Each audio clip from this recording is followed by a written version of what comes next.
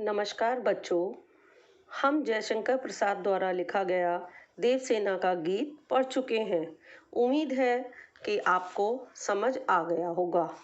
तो आज हम जयशंकर प्रसाद के एक और गीत जो आप ही के पाठ्यक्रम में है पढ़ेंगे, जिसका शीर्षक है कार्नेलिया का गीत। कार्नेलिया का गीत प्रसिद्ध नाटक चंद्रगुप्त से लिया गया है।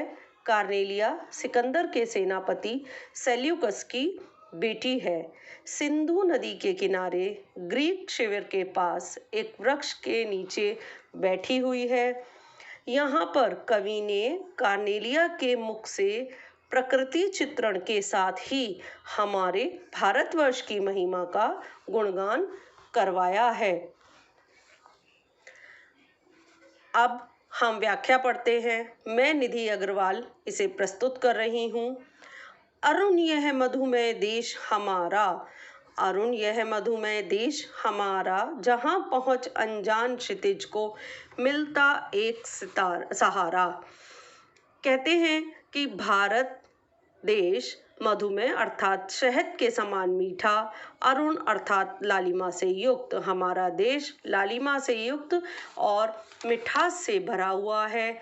जहाँ पहुँच अनजान क्षितिज को मिलता एक सहारा, अर्थात दूर देश से आए हुए अनजान लोगों को भी भारत आश्रय देता है। यहाँ पर उन्हें विश्राम मिलता है।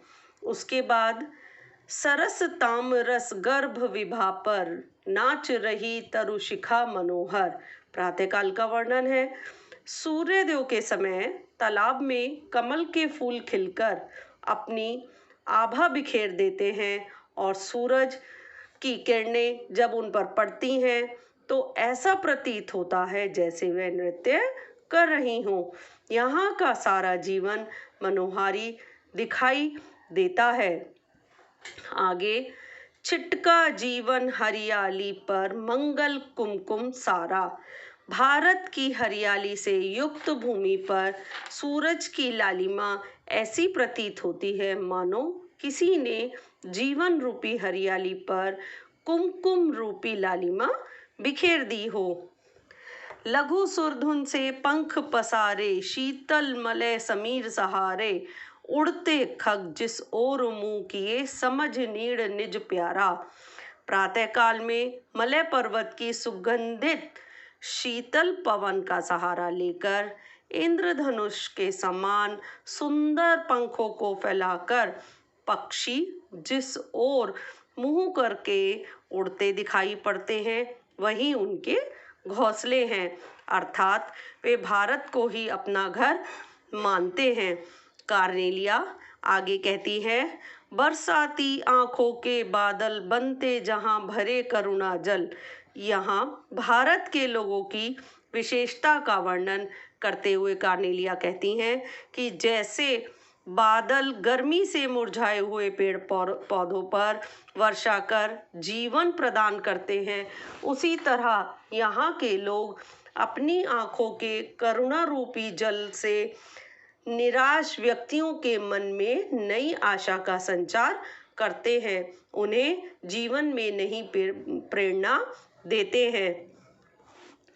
लहरें टकराती अनंत की पाकर जहां किनारा, अर्थात विशाल समुद्र की लहरें भी भारत के किनारों से टकराकर शांत हो जाती हैं, अर्थात उन्हें भी यहाँ विश्राम मिलता है।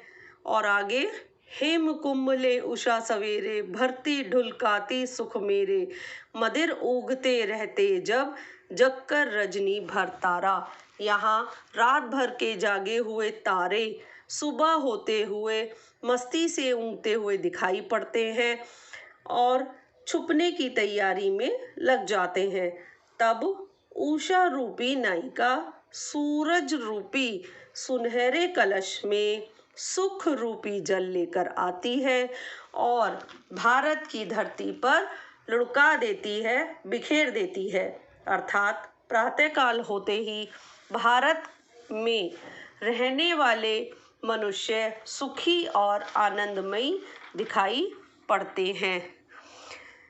तो यहाँ पर इसकी व्याख्या पूर्ण होती है। यह कविता तत्सम प्रधान खड़ी बोली में लिखी गई है, छायावादी शैली में भी लिखी है। लघु सुरधुन से पंख पसारे में उपमा अलंकार है। छिटका जीवन हरियाली पर मंगल कुमकुम सारा रूपक अलंकार है। इस गीत में भारत की गौरव गाथा और प्रकृति का चित्रण किया गया है। अंत में मैं एक विचार आपके साथ शेयर करना चाहूँगी, जिसे ध्यान से सुने और उस पर अमल करें।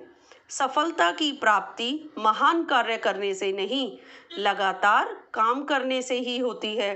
फिर मिलेंगे बच्चों, बाय।